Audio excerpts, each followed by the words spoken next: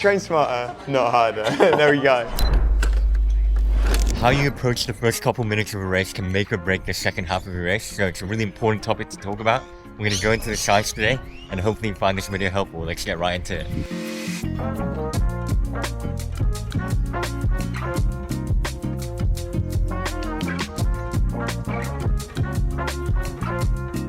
Now personally, I've always been a big advocate of racing smart, and the cool thing to know is how much science there is to actually back this up. And if you know physiology and how it works really well, you can use that knowledge to your advantage and actually race way better. Now before we get into why you shouldn't go out too quick in a race, let's quickly talk about the important thing to understand beforehand, which is heart rate. The heart rate, we all know what it is. It's a pretty good indicator of your effort, and essentially what it's doing is it's getting oxygen to your muscles and then removing metabolic waste products like carbon dioxide, because that's not useful when running.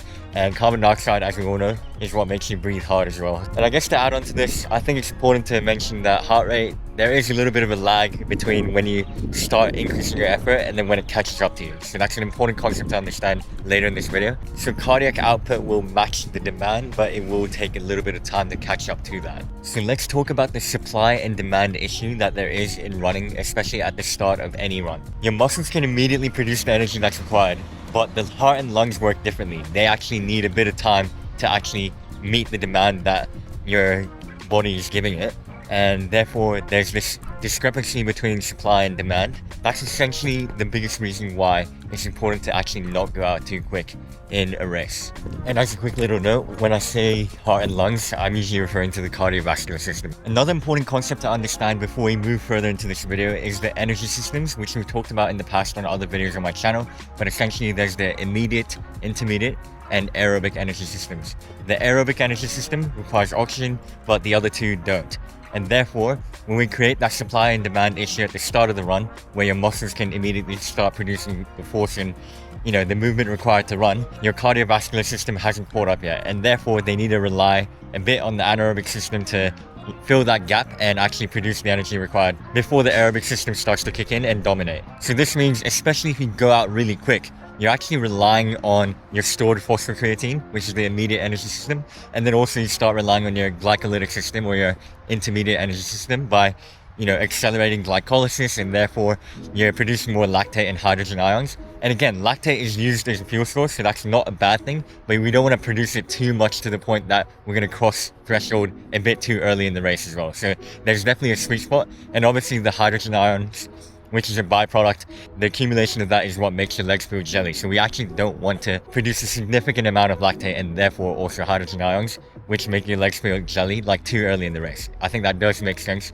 from a logical standpoint. Another thing I actually forgot to mention is regarding slow twitch and fast twitch muscle fibers. Essentially, when you go out really quick, you're actually recruiting a lot more fast twitch muscle fibers, which is terrible for endurance.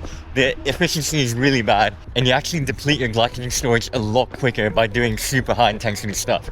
So it's important to know that if you do go out quickly, you're producing a lot of lactate, and you're also depleting your glycogen really quickly, which is terrible for races, especially in like half marathons, marathons, and ultra marathons. So it actually means that it's super important to not go out too quick.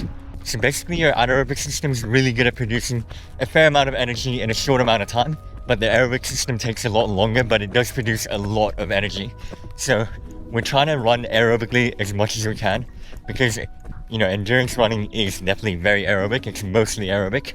So that's why we want to develop our aerobic speed, aerobic base, aerobic power. Even if you're running quick, it should be pretty much mostly aerobic. We could also even touch a little bit on VO2 kinetics, like the rate that you're consuming and using oxygen. Obviously, that's going to have a little bit of a delay too, because once you start running, yes, you might be able to breathe hard instantly, but just because you're bringing more oxygen through your mouth, it doesn't mean that it's getting supplied to the muscles. It takes a bit of time for your body to recognize that you're in motion and you need more oxygen supply, and therefore you're actually extracting more oxygen from the blood to the muscle. There's a little bit of a lag there. So in trained and more elite runners, they might be able to get to that stage in a short amount of time, whereas beginners will take a little bit longer. So beginners actually need to, pay extra caution to not go out too quick. That's why a pretty experienced runner with a huge aerobic base could kind of get away with going out a little bit quick and still just about hanging on and only blowing up a little bit. But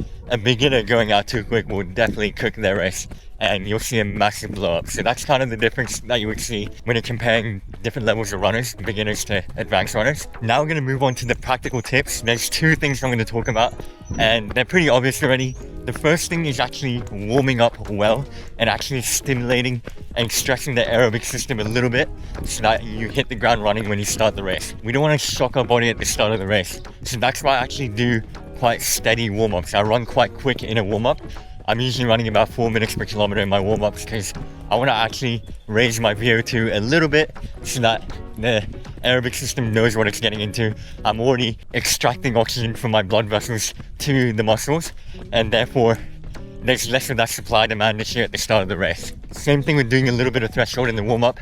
If you produce a little bit of that lactate, but not too much obviously, then we're using lactate as a fuel, and therefore we're a bit more efficient and we're ready to handle a higher intensity from early on. Obviously the lactate or glycolytic or intermediate energy system, it's kind of that sweet spot in between. So it's still really, really helpful and important for endurance runners to be good at it, I guess, and develop that system as well. I can always assure you that if you are doing a fairly high intensity race like a 5K, you're definitely going to feel way worse if you don't warm up properly. I would rather do more mileage than less mileage before a 5K. If I'm only jogging like 500 meters or doing no warm up at all, I'm guaranteed to feel so bad, like probably even 2K in, and I'm going to struggle for those last 3Ks of a 5K. It's also important to know that if you raise your heart rate in the warm up, then you're starting the race at a bit of an elevated heart rate, so there's less of a discrepancy between heart rate and the pace that you're running. So therefore you're going to be a little bit less shocked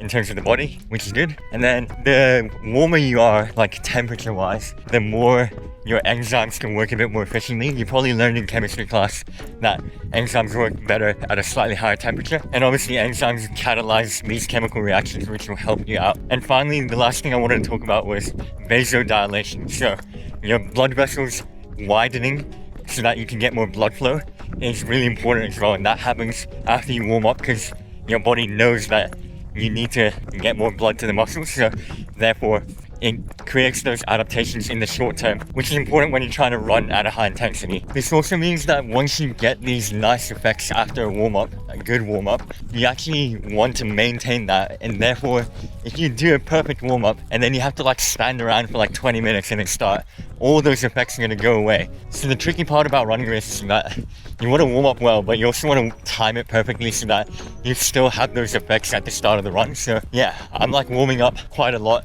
and then I'm doing my threshold, I might do my strides, but I want to make sure my heart rate's still kind of elevated close to the race. So right before the race, if you can get some final run-throughs like strides or whatever to keep that heart rate high. one more stride.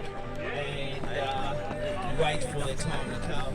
I think it's definitely worth doing that, but I understand that when you got crowded starts and all that, it's pretty hard to do that, but you just gotta find a way. You can just jog on the spot, do some runs on the spot, you can like jump up and down and get some plyometrics in. Just anything that you can do to kind of stay warm, make sure everything's working well is important, and not just standing at the start of a race for like 10 minutes and then suddenly going out hard. And I guess if you do have to stand for like 10 or 20 minutes before a race, then it's extra important to not go out too quick. And you can just go out a little more conservatively, use that first couple kilometers as a bit of a warm-up to ease into it. But I get that if you're doing a 5K, 2 kilometers, it's kind of a waste to go too slow in the first 2Ks as well, but that probably is the best way given the context if you have to just stand for a while. So the second thing I was going to touch on in regards to practical tips is, again, genuinely just to not go out too quick. I've already explained everything possible. I hope I convinced you, but yeah, I mean, a lot of races that I do really well in, I'm letting people go ahead as much as they want for the first couple Ks or whatever, let them do their thing, and then I start to gradually wind it up after. A bit later in the race, I think that's still definitely the best way to do it. So with a lot of experience and a lot of 5K championship races, I know that there's some people that's gonna try to run fast the first 2-3 kilometers, and then they're gonna feel tired, and then I can go. So it's just the way you run 5K versus... Yes, it's just my way of letting these people do their thing, and then I can wait for me to take over. It's also worth noting that you lose much more valuable seconds and minutes in a race when you go out too quick. It's way better to just run even split than positive split. Definitely remember that when going into races, and just remind yourself how bad it feels when you feel really crap in the second half of a race.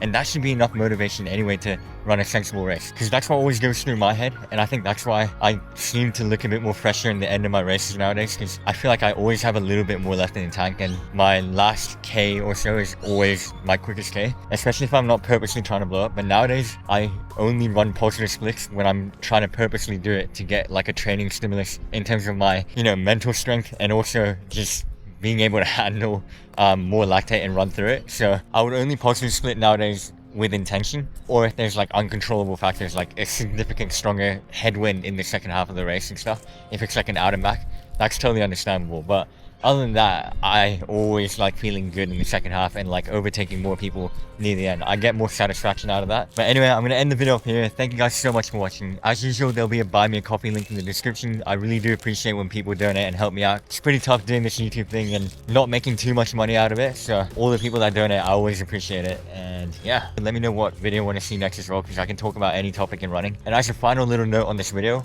always remember to Train smarter, not harder. There we go.